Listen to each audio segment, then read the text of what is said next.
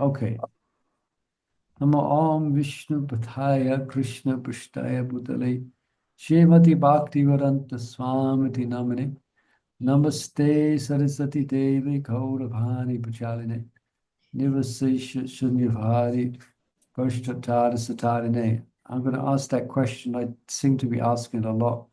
Is it recording? Can you see it from your end? Yes, it said it's recording. Okay, thank you, brother. Yeah. All right, so last couple of sessions we were looking at again the consequences of being attentive and the consequences of being inattentive. All right. Now, there's already so many challenges, especially in Kali Yuga, so we don't want to create more additional problems by being inattentive in our chanting, in our devotional service, So as we mentioned as well, being attentive may not come naturally. We don't have a spontaneous attraction, perhaps not to hearing and chanting.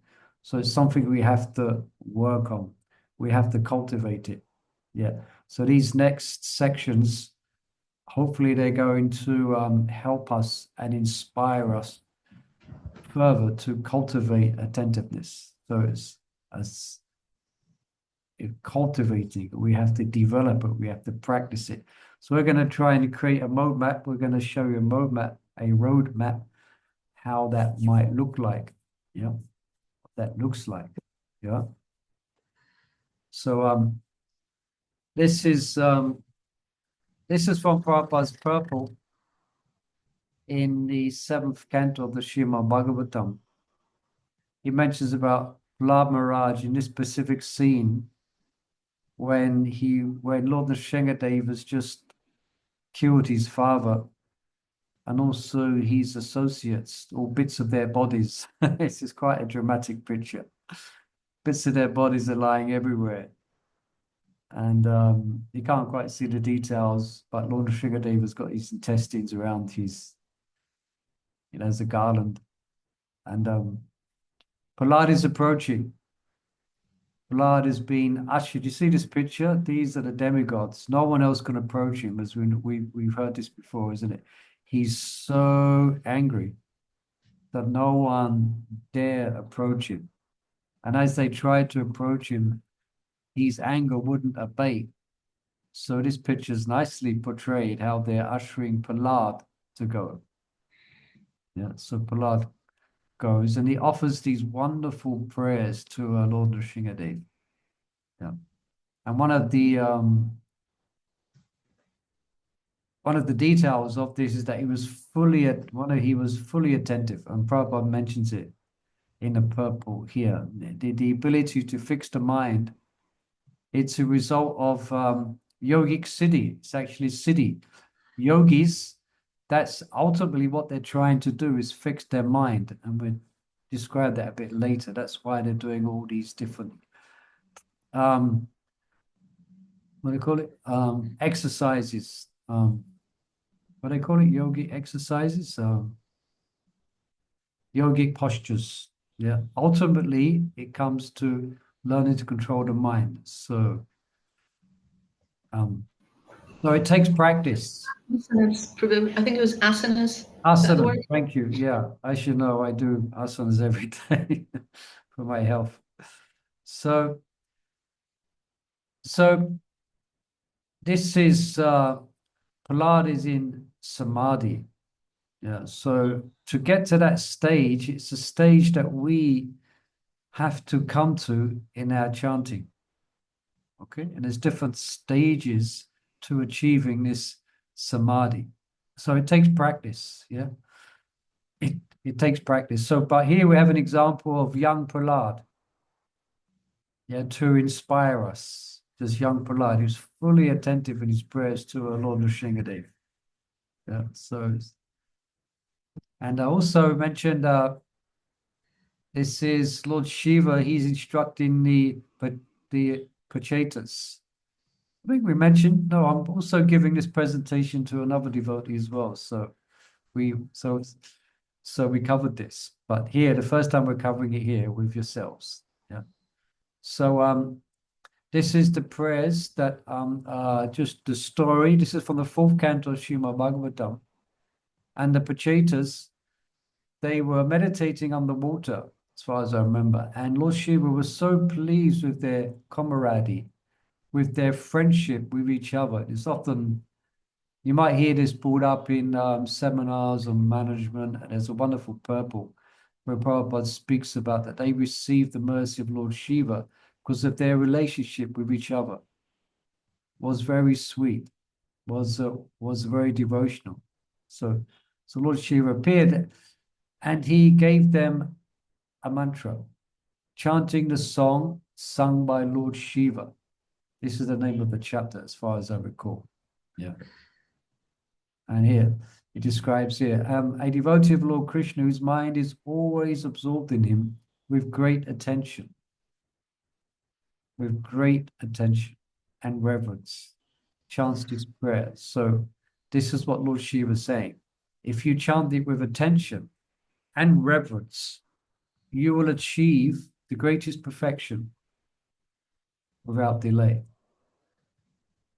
Right? So it's the same with us. If we're chanting or listening to Bhagavatam, reading or whatever, doing our service, with trying to cultivate great attention, we make rapid advancement. Anyone wants to make rapid advancement? Yes. This is one way how to do it. Cultivate rapt attention. It's mentioned in the Bhagavatam as well, isn't it? One who hears this with rapt attention, yeah, can achieve perfection without delay. So this is mentioned by Lord Shiva to the Pachetas. So in other words, being attentive gives quick results. Being inattentive brings agonizingly slow results. We have a choice, yeah? So in other words, if we're inattentive, then it's highly unlikely that as sadhana is going to come to the stage of love. These stages, the Rupa Goswami characterizes bhakti in different stages. In the Nectar of Devotion, in one part, he describes it as 3 stages: sadhana, bhava, and prema.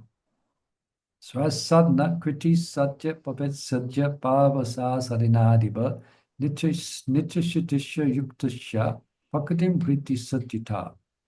The purpose of our sadhana, its only purpose is to come to feelings of love and affection. Yeah, otherwise known as bhava. That's the purpose of it. But if we're inattentive, then we will never, where it's said, it will be slow boat. We hardly unlikely we will get to that stage. Yeah. And Krishnadas Kaviraj, he mentions, I don't have the verse here, I'm just paraphrasing, he mentions it would be Bahu Janma. Many careless chanting could span many lifetimes. Yeah, many lifetimes. So we don't want to, we've been around here long enough in this material world, and it's not going to get any better. Yeah. So better to cultivate, better cultivate attentive, be conscientious in our devotional activities, so conscientious chanting. Yeah. So again, this is a bit of an introduction following from last week. But now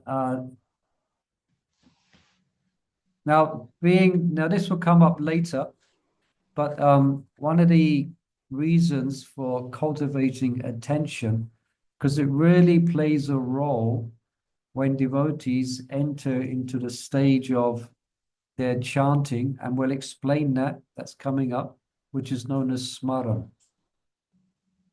Yeah. When the heart is purified and when it's chanting the holy name, then one can remain fixed for longer in their meditation on the holy name.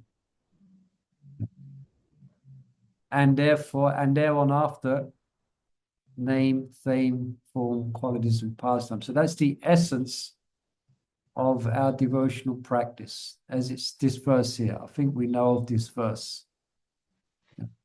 Krishna is the original of Lord Vishnu. He should always be remembered and never forgotten at any time. So all the rules and regulations is to bring us to this point. Often we bring this up when we're teaching deity worship here in Mayapur. Because we're teaching them all rituals and all, how to, all different skills and rituals, how to do the arti, how to worship Gaunitai with 16 offerings. But we make this point that the whole point of all the rules and regulations of bhakti is so we can remember Krishna. If we're just absorbed in the rules and regulations but we forget Krishna, then what's the point? Yeah. So the purpose of being attentive is so we can remember Krishna. Yeah. Now we remember so much nonsense, isn't it? It's amazing what comes up. Was it one devotee was this devotee I'm speaking to, I kind of he's the devotee I'm giving some mentoring as well. He's in his 80s actually. He's 80. He's quite I think I might have mentioned him before. He's retired and he chants 50 to 60 rounds every day. He does 3 hours reading and he does book distribution. He does book distribution as well. He's 80 years old. But he was sharing how even now he remembers things when he was like 20, 22 years old, comes up in his mind. Yeah. So much things that the mind has absorbed in this one lifetime and many lifetimes. Yeah. That it comes quite naturally to the forefront of our mind. But we want to remember Krishna like that. Yeah. So it comes naturally. So that natural will come when the heart is purified. It's natural. Yeah. So in other words, that means spontaneous. It means we are automatically attracted. Yeah. Now we may not have, so much greed at our stage. Yeah. So therefore we have to learn how to remember Krishna. Yeah. And it's a science how to remember Krishna. And that's what these presentations are going to show us, yeah, what that science is. Yeah. Please, any questions or comments, please feel free to ask. So Prabhupada here, he's commenting, this is back to Prahlad Maharaj. This is, 7th canto again. Srila Prabhupada writes here, his mind and attention became saturated in transcendence. Again, this is samadhi. Now, it's coming up here again because, as I mentioned, the degree of attention depends on the purity of heart. Yeah.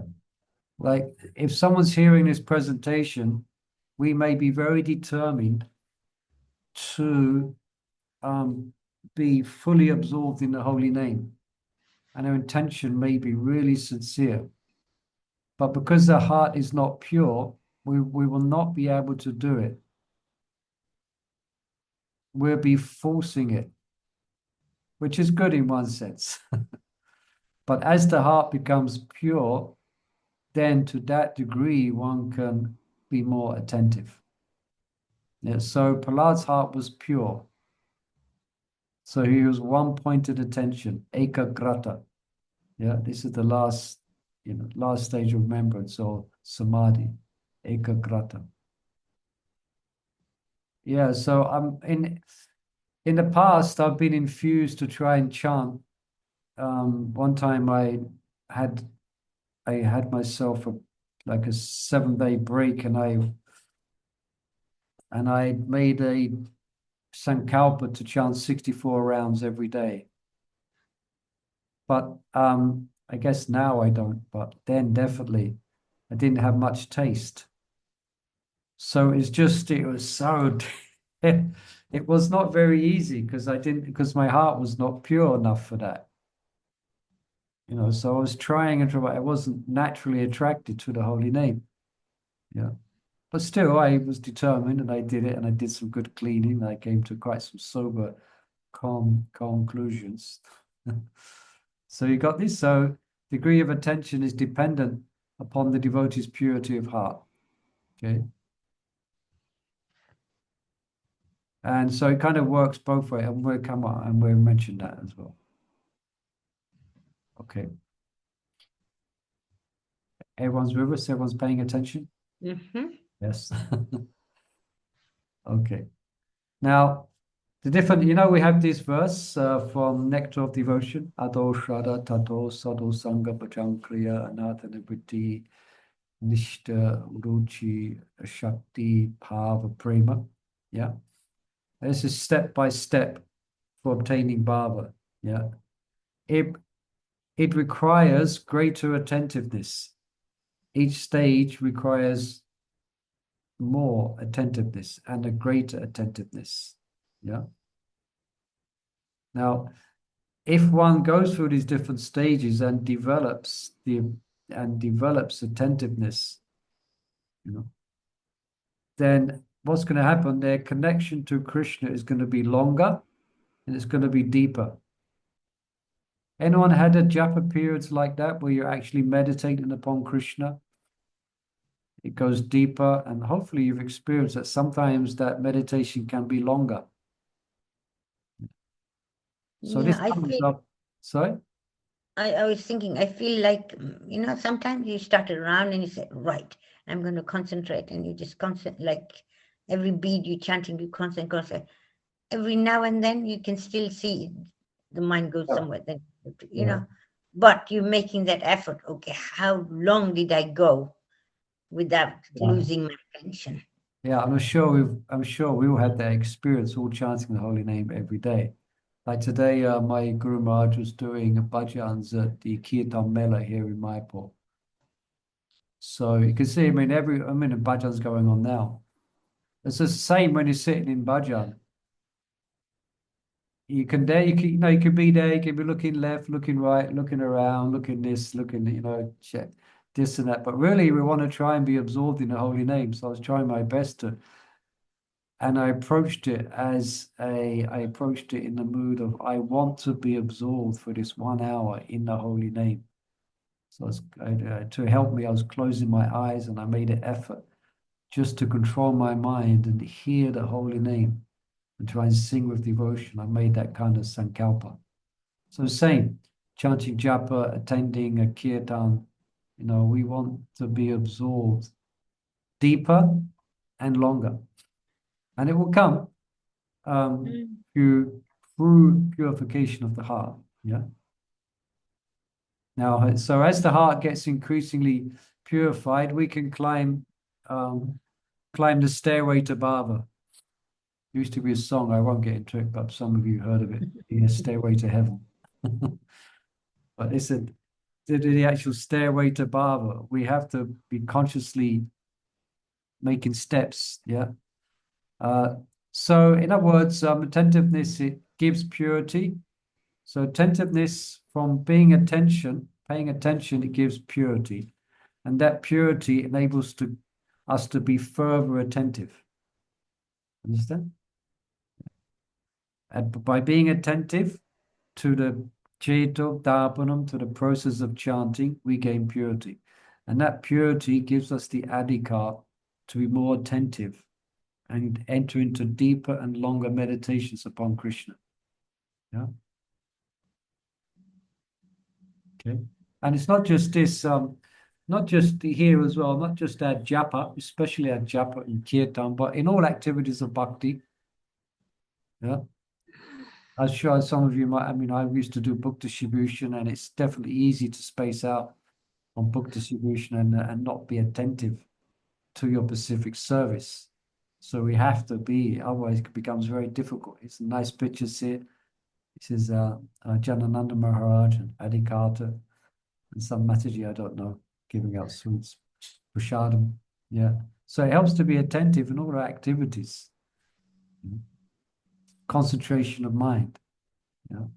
Now, if we're not if we're not willing to try and be attentive, then it can be that we won't feel inspired to undergo the austerities, which is involved, say, in distributing books.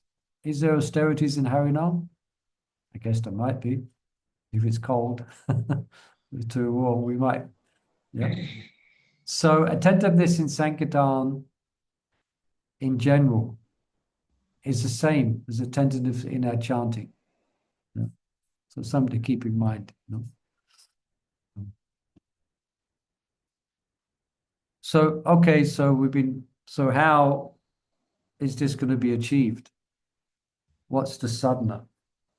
Yeah, and this is the sadhana here.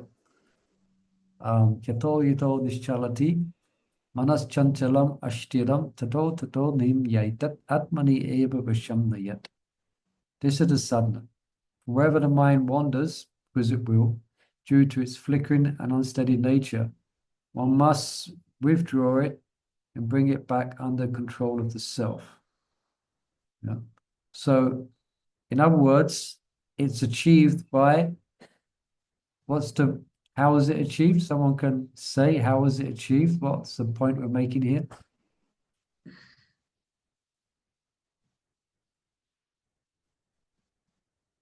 Have a guess.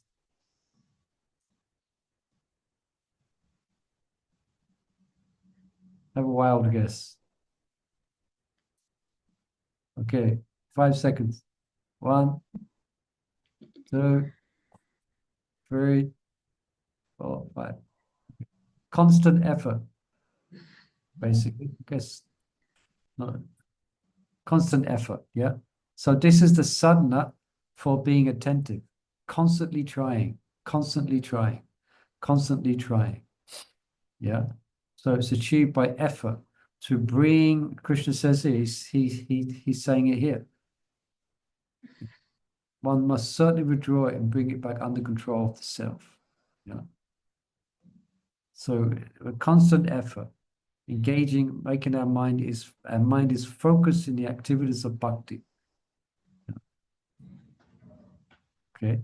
And then that's why you're gonna, if we increased attentiveness and increased purification, it increases one's Krishna consciousness.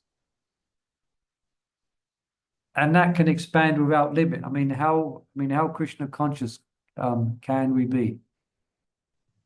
It's like expands without the limit. Yeah. You could say, how deep is the Atlantic Ocean? At some point it's got its depth. Yeah, so it's limited. But how deep or how much or how deep can we be in Krishna consciousness? It has no limit. It's unlimited. Yeah. And we can fathom that. We can enter into those realms through cultivating attentiveness in chanting. Yeah. Yeah. So as I'm going to look at now how attention develops in stages to what's known as one-pointed attention. So to be fully absorbed in Krishna consciousness. Yeah. Now, attentiveness, this is known as is what's known as Tatashta Lakshan. Anyone heard this word, Tatashta and Surup? I think you used it before. Yeah, it's a common, you might hear it it's quite common. Tatashta means marginal. So smaran, the process of remembrance, then the marginal effect is purification. Yeah. No, so sorry, get this right. Attentiveness is a marginal effect of smara, where the intrinsic effect of remembering Krishna is purification. Okay? Purifying the heart. So, in other words, by attentive chanting, one's heart is cleaned and one moves forward to the goal. And one doesn't look back. This can be a problem sometimes. One look back. No, one keeps going forward, not looking back at what one has left behind. This is known as a purposeful sadhana. And this is known as, do you know, we've heard the terms bhajan? We're familiar with the term bhajan? Sometimes it has in ISKCON, it has some negative connotations. We think of bhajananandis, we think of, but bhajan, the term means it's purposeful sadhana. Yeah. So it's a type of practice where we're clear where we want to go. And we're also aware of the distance that separates us from the goal. So that's bhajan. Yeah. So that's often when we meet devotees, like especially here in Mayapur, and every day I'm meeting devotees I know who come from UK, other places, and first question is how are you, where are you staying? But first question, but when we meet someone, a friend, we should say, how's your bhajan? How's your bhajan? Because that's the real question. That's the real concern. How's If we ask them, how is your bhajan, they're not going to say, I'm doing well. They're going to say, terrible, what can I do? Things like that. Yeah, definitely, yeah, but at least the conversation will be directly about one's practice of bhakti. Remember, there's one Indian Matiji in a congregation in London. She would ask me, she asked me, Hare Krishna, Murli Manohar, how's your bhajan? I thought, wow. I thought that's a good question. Yeah. Kind of made me stop and think about my bhajan, She asked me, how's your bhajan? Yeah, this is it's purposeful. Bhajan means purposeful sadhana. Yeah. So we're clear where we want to go, and we're kind of clear about the distance that's separating us as well. Yeah. So in other words, with this, if this is in the forefront of our mind and heart, everything that we do is a means to obtain the goal of our bhajan. So we shouldn't forget that. When we're going about our devotional activities, it's a means to obtain our goal. We should always be thinking of the goal, and we're clear. And it can be quite detailed, the goal.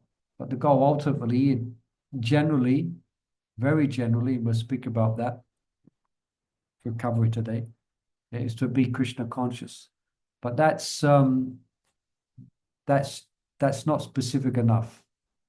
And we'll cover that, yeah. So in other words, we need to see all aspects of our devotional practice as a means to attain the goal. This is what we want. We want the goal of our bhajan. We want to be completely absorbed in Krishna. That's our goal. Yeah.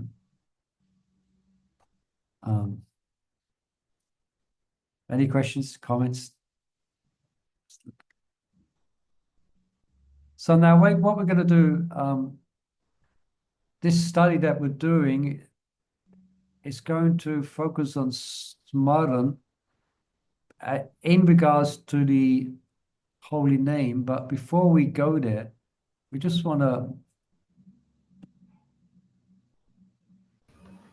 I just have one question, Prabhu, about bhajan. Yeah.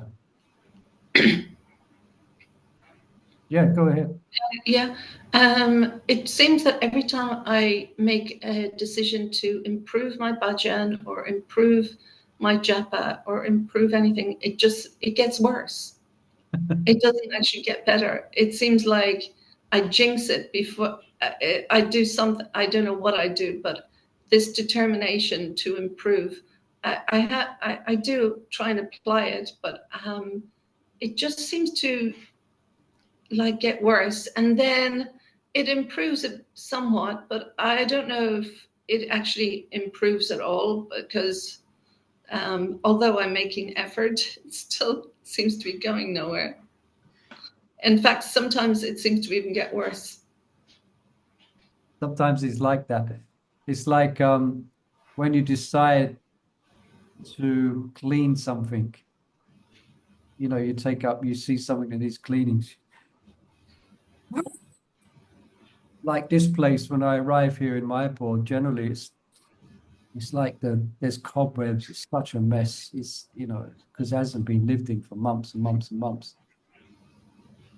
But once I start cleaning, then when I start cleaning, it's worse than what I originally thought it was. I start opening cupboards, and I open up a cupboard, and there's some massive spider webs inside the cupboards. Then I go into the bathroom and I see this and I see that, and I look out. Then I'm cleaning and I look out on the balcony, and the birds have been passing stool all over the balcony. Then I look further. Then I decide to clean one room. Then I look and I pull out one of the beds, and then I decide to pull out one of the beds, and there's more mess. It's going to take me longer. Then I open one of the windows, and there's a mass of filth all inside the windows. Then I notice the windows are not clean. It goes on. What I thought would be a quick clean has become a big, massive project, which I have to work on day by day. But what's going to happen if I give up and don't clean? What's going to happen? And it won't be very pleasant. But if I see what has to be done and what's been revealed, and then I'm systematic in my effort. I'm still trying. I still want to try. Okay, I've made this determination. And these other things have come up in my heart and in my mind.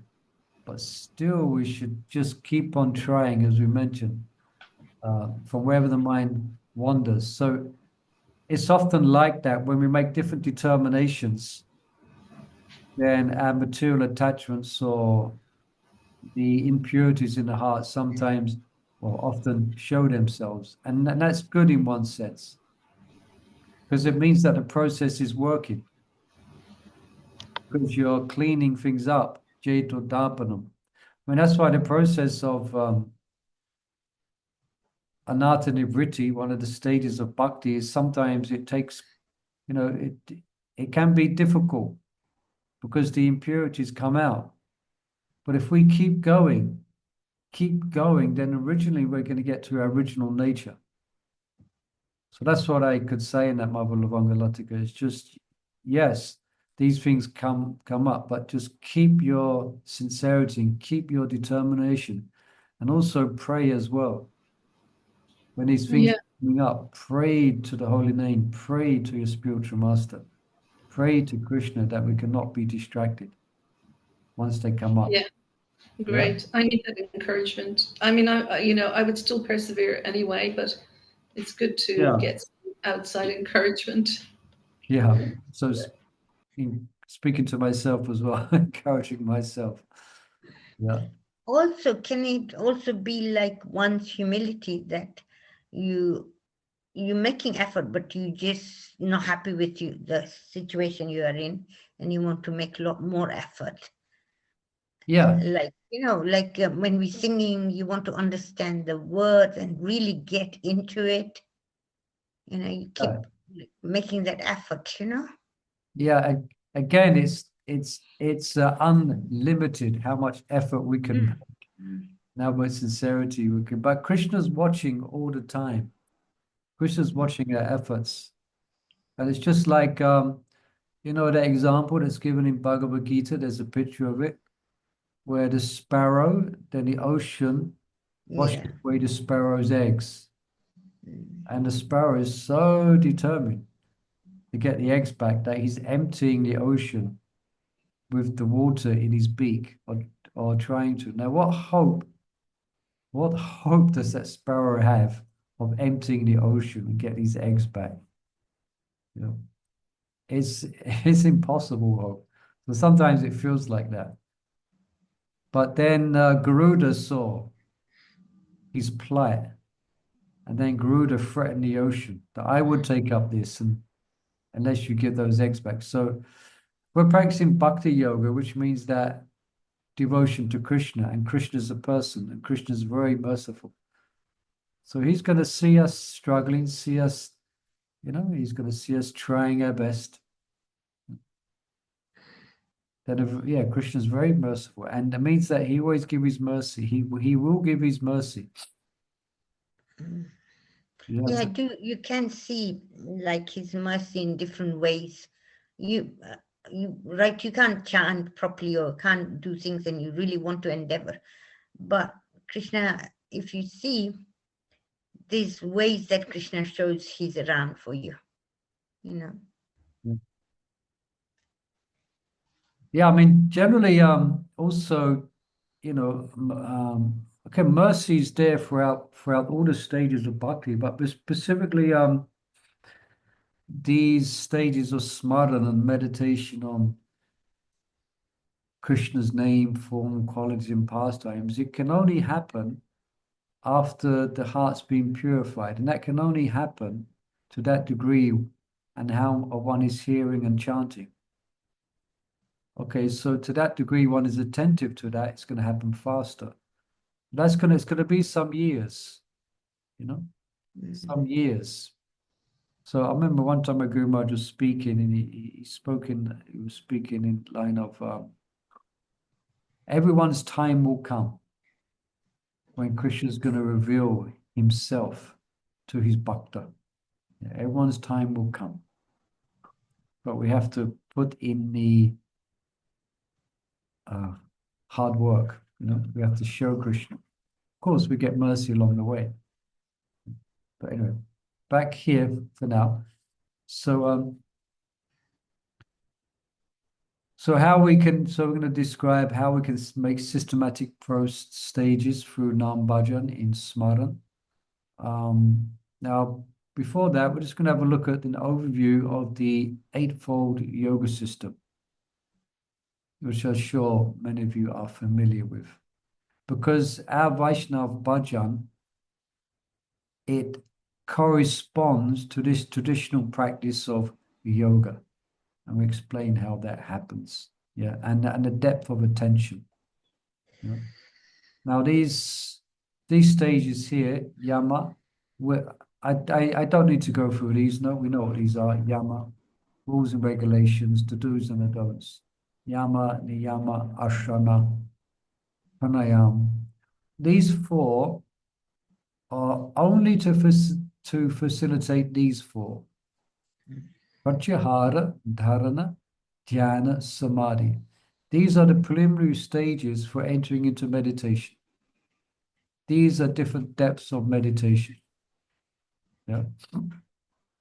So these first four stages, yama, niyama, asana, and pranayam, yeah, these qualify the yogi to enter the four stages.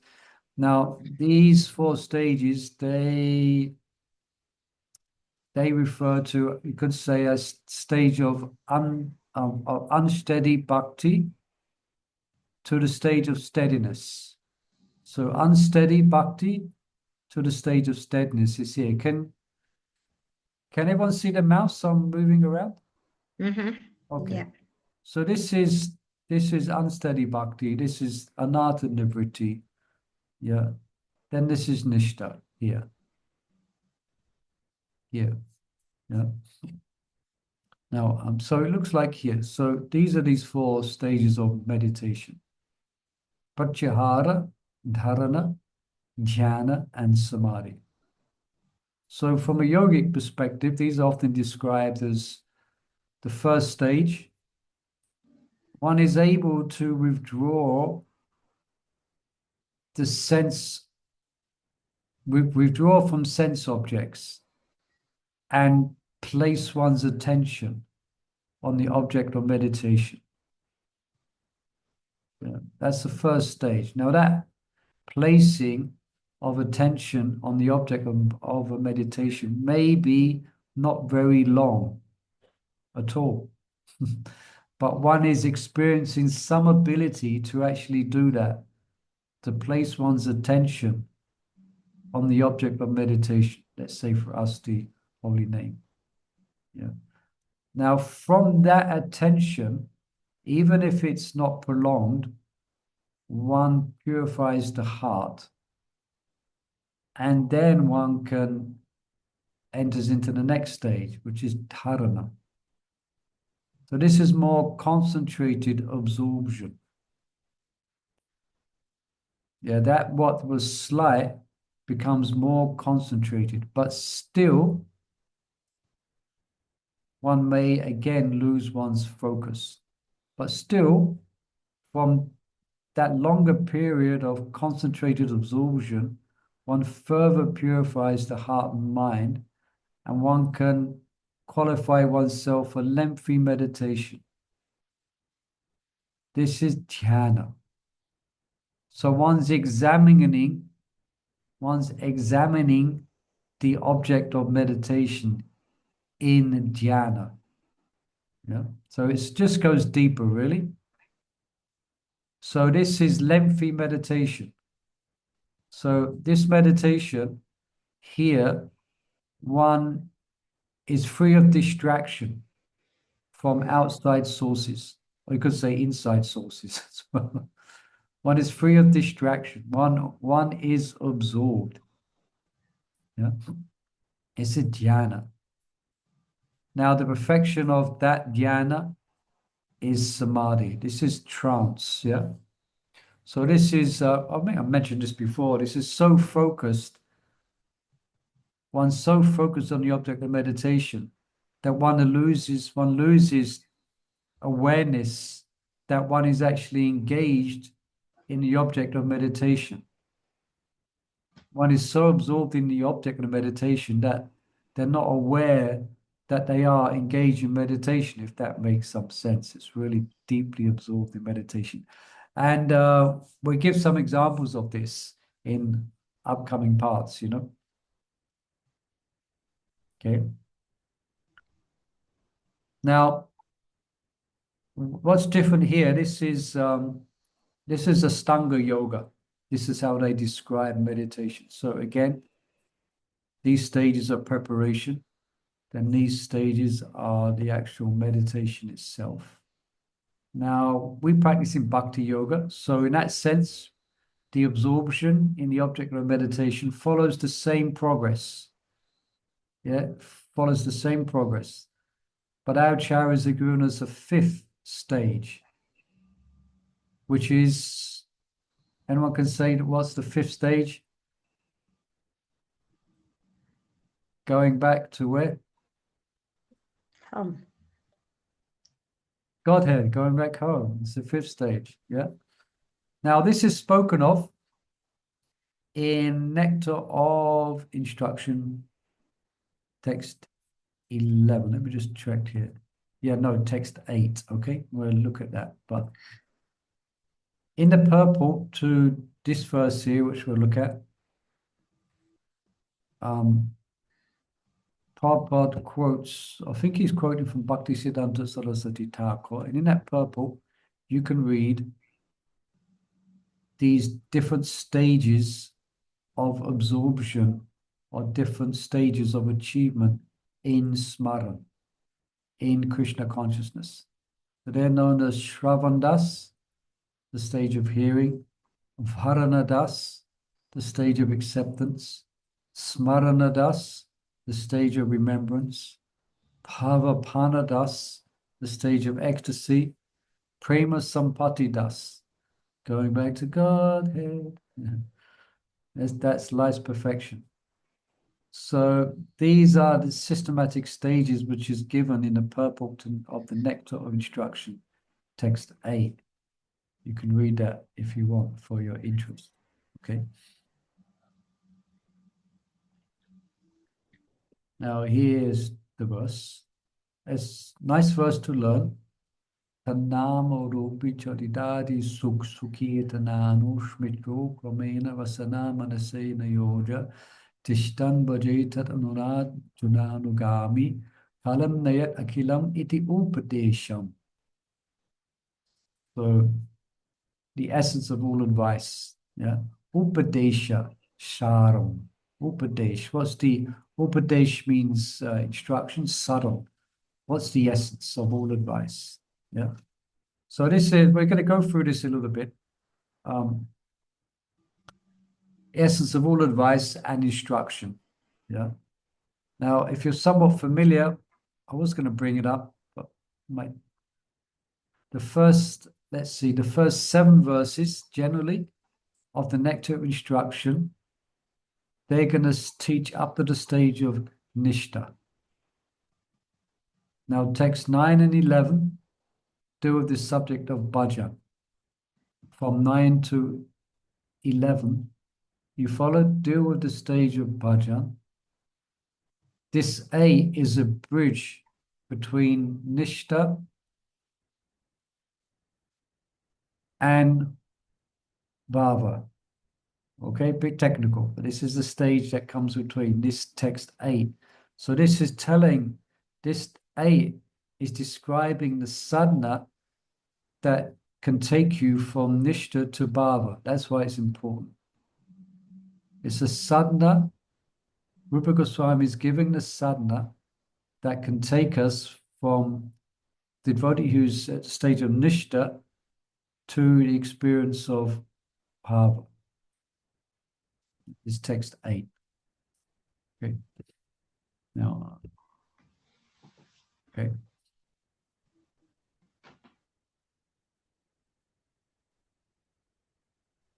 Okay. So here's a few questions here. What time we started a bit late, didn't I? So let's go a few minutes over. Okay. So here's what these instructions actually looks like in the form of questions. Yeah. So what happens to the regulative practitioner when he attains steadiness?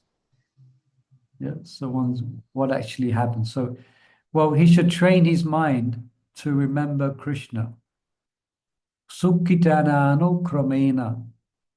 We should train our mind to chanting Krishna's name.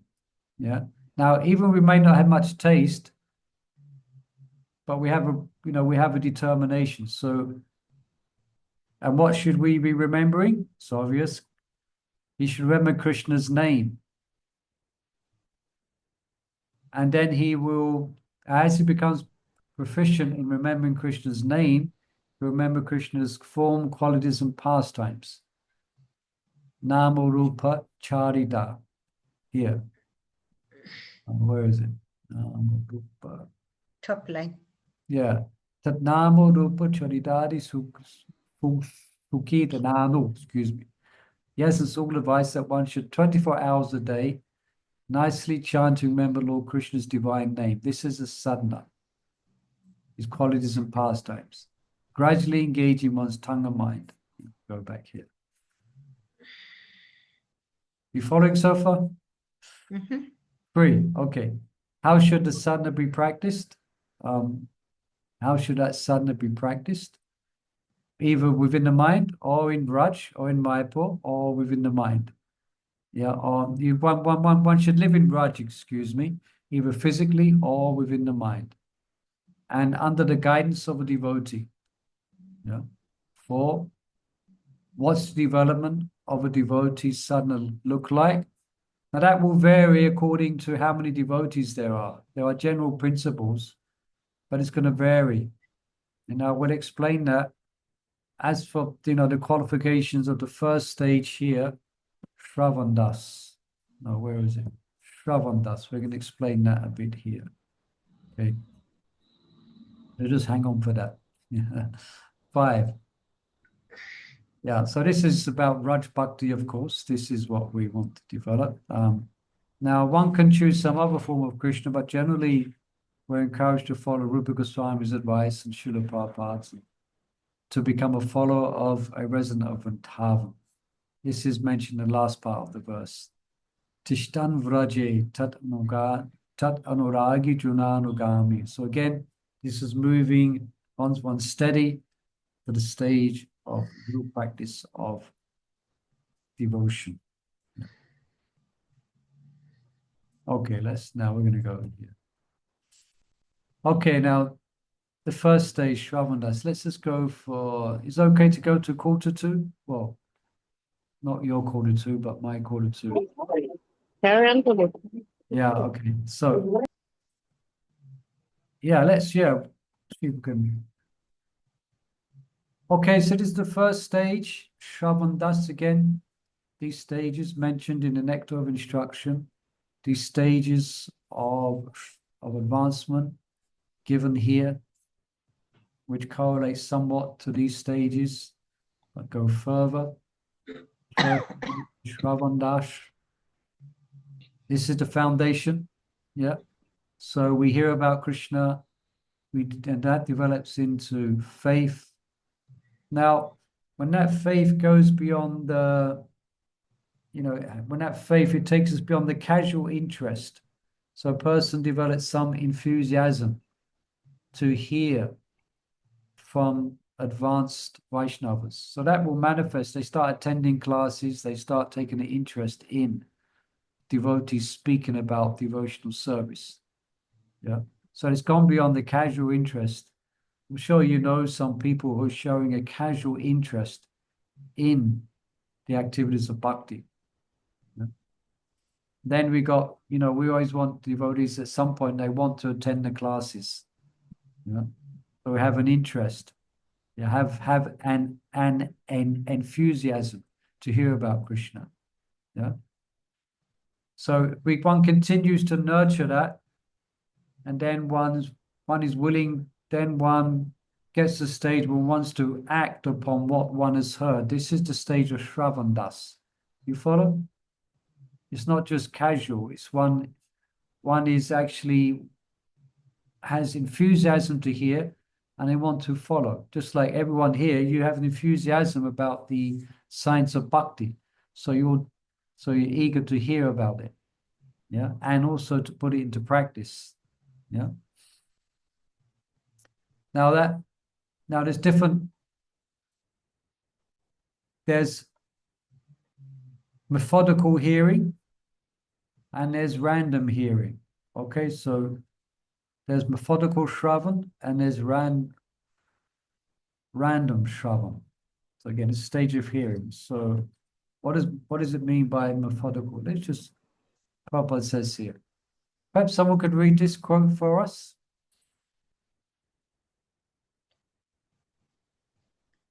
Okay, I'll read it. I'll wait for others to read that. This Yeah, I can read it if you like. Go on. Yeah. This temple, these ISKCON centers are open just to give everyone the chance of hearing about Krishna, so that his dirty heart may be cleansed. This is the purpose. We have no other purpose. We are not opening these centers for some material benefit. No, we want to give the whole world the spiritual enlightenment without which they are suffering. And this human form of body is especially meant for this purpose, to understand our spiritual position. Okay. Lecture. Shravan Das. This is the stage of Shravan Das, which is mentioned in the Nectar of Instruction. We think Prabhupada's quoting Bhaktisiddhanta Saraswati Thakur. And of course, Jiva Goswami. Yeah. So this is Shravan. So we're looking at, now, methodical, it means, I've got a dictionary definition here. It means well-ordered, well-organized, well-thought-out, planned, business-like, because systematic, scientific, structured, logical, regular, well-regulated, disciplined, and meticulous. This is methodical Shravan here. Yeah. So it's done again for systematic plan for a specific goal. Now, this goal will vary according to one's level of Krishna consciousness. Okay. In the beginning, the goal may be to, say, maybe to follow the four regulated principles. But maybe to only eat prasadam. Yeah. So, but one has a plan. One have a specific plan. So one's hearing, and there's a specific plan. Benjamin Franklin, he said, if you fail to plan, then what comes next?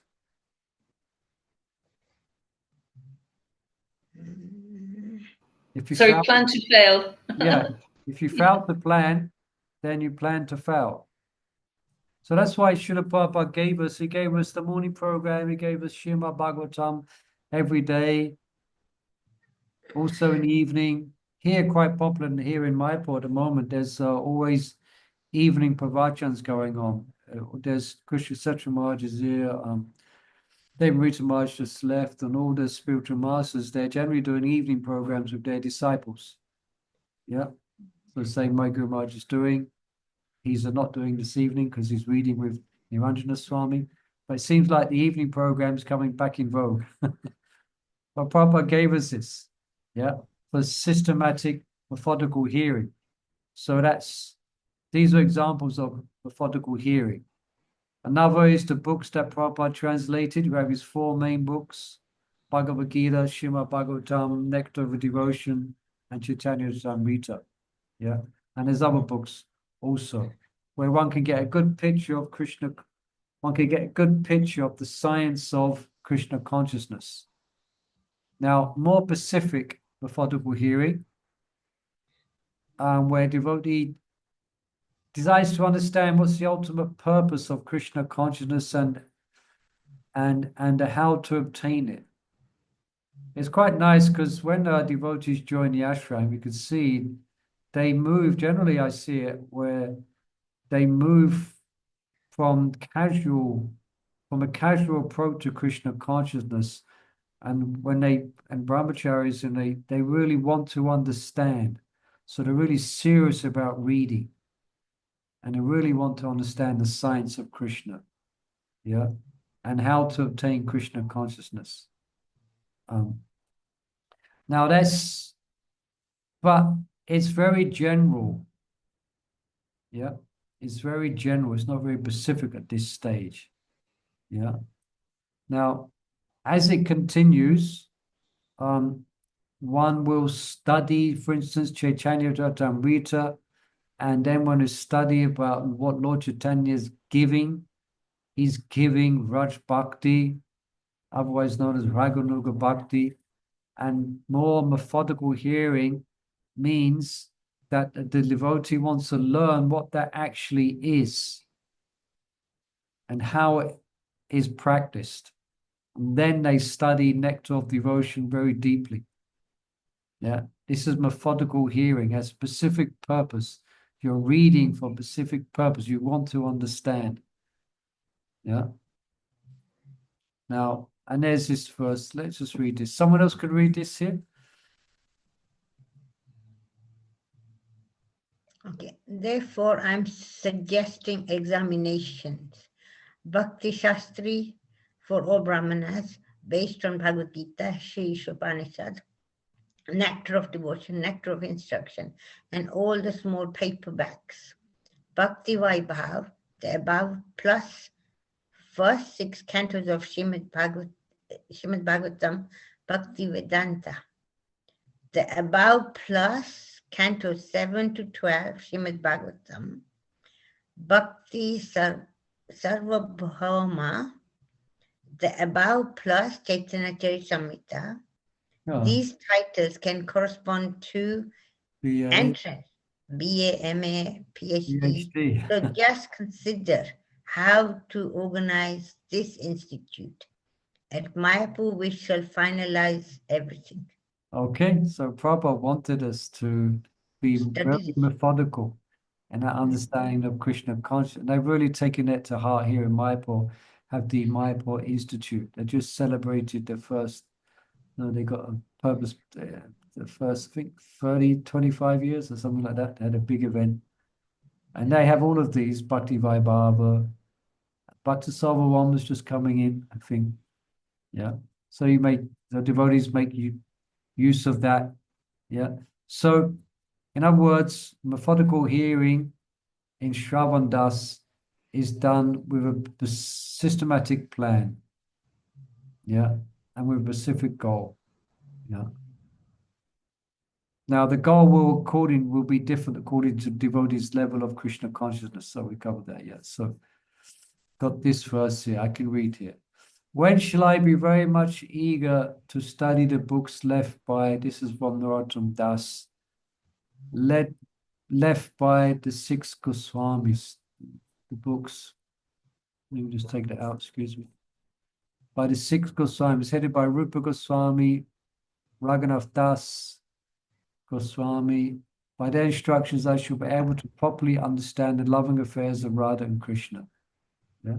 So Northern Das is praying for that in his great humility. Now, I hope you don't mind, but this is the last slide, okay? So it'd be good to go to beg your attention a little bit longer. So then we have random hearing. So what is random hearing? That means it's unsystematic, it's haphazard, it's unplanned, it's undirected, it's casual, And also I see that in my experience. I see devotees who systematically study, and I see devotees who just happen to pick up a book and read because they have to read. Fall asleep, And it's unsystematic. They don't have that inner drive. They're not at the stage of you could fully on the stage of Shravan Das.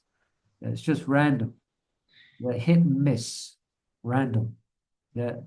So when there's no systematic plan, they may read to become, oh, I want to be Krishna conscious, but there's no deep systematic plan. It's kind of random. It's just random. They're not studying the nectar of devotion or hearing. They're not, I mean, everyone here, I think you all want to be methodical because we're going right into the science of Krishna consciousness, So, but other than that, people may not be bothered so much, just, casual. Yeah. They may just study Prabhupada's books out of a sense of duty. There may be some taste there, And if there's some taste, then eventually they will get to the stage of methodical reading and study. Yeah. Now, this random, it gives a distant perspective of the goal. It's very general. And if they don't move to this methodical Shravan, there's a good chance they might lose enthusiasm for hearing altogether. They may stay within the Krishna conscious movement and take part, but they may not be going very deep in their development of Krishna consciousness. They may lose their enthusiasm, Also, this random hearing it's not going to awaken any serious devotion because it lacks determined effort and systematic hearing. These are needed. Yeah.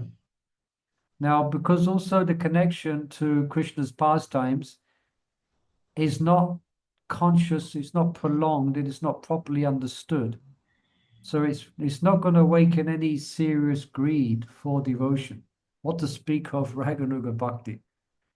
Yeah, so it really awakens eagerness for serious devotion. The only chance is if they realize they have to be more methodical about their understanding of bhakti. Yeah. There's no, it's difficult, you could say difficult to categorize random hearing as being attentive, it's not structured. Now, the devotee may be hearing and reading with attention, but at this random stage, one's not able to assemble the contents in such a way that he has a structured sadhana for achieving a specific goal. It's all very random. You understand? He's not able, doesn't assemble what one reads as a path forward for one's own progressive Krishna consciousness. Follow? That also places a sadhaka at risk. Now, the true goal of hearing is that it qualifies one for methodical hearing. Now, in the absence of that, over a long period, over time, is a good chance one may fall away. Yeah. Now, what about someone who doesn't even read at all? Well, they're not even interested in reading or hearing much, Let me just read to you. For the non-devotee who has little or no, not for the non-devotee, for the devotee who has little or no interest in hearing, either random or methodical, needless to say, the the non-reader remains in the material sphere until that time as he's somehow prompted to become more serious in spiritual life. Yeah. Okay. Now I think we're just this last part here. Now the stages of Shravandas, they correspond to the first 5 stages of bhakti. Okay, so this Shravandas here, what we've been speaking about, this corresponds to again we mentioned Shraddha, Sadhu Sangha, Bhajan Kriya, Anartha Nivritti, Nishta. This is Shravandas. Yeah.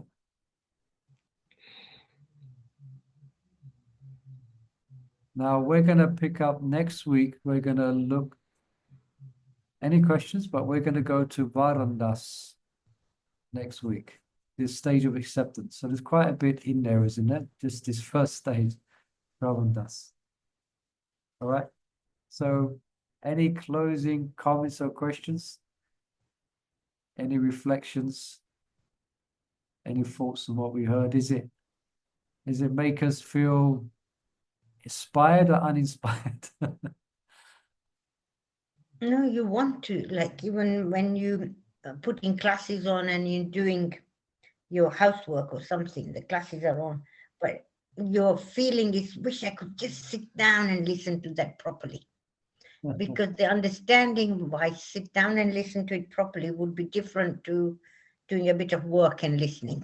Yeah, so one is random and the other is methodical. Now we should, I think it was brought up, I think Baba Lavanga brought it up, this question of when we're chanting in between, when we're doing duties around town, shopping or whatever, and we're chanting. Yeah, we should always chant. So it's always good to be hearing, like I every morning when I'm brushing my teeth and I'm hearing Prabhupada's lectures, every morning for years now. I always listen to Prabhupada at that time. You could say in one sense it's random, in one sense. But that isn't my only practice. There is parts in the day where I'm very specific of what I'm studying, trying to be methodical, and really understand and share as well, share what I'm reading and studying. So, yes. Anybody else, any closing comments? Otherwise, we'll press pause button and not the stop button. And we'll have a look at Varandas next week, okay? And I'll try and, Mother Rajkishore, thank you for that prompt. I'll try and get these recordings up on the YouTube thing so you can refer to that if you wish, okay? All right, thank you, everyone. And next week, please send the we'll link. get that sorted. Let's not make the same mistake, okay? Okay. Thank you, everyone, for your kind attention. Thank you so much. Hare Krishna. Kind attention. Srila Prabhupada ki jai. Hare Krishna. Hari Bol. Hare Krishna, Krishna Krishna, Hare Hare, Hare Ram, Ram Ram.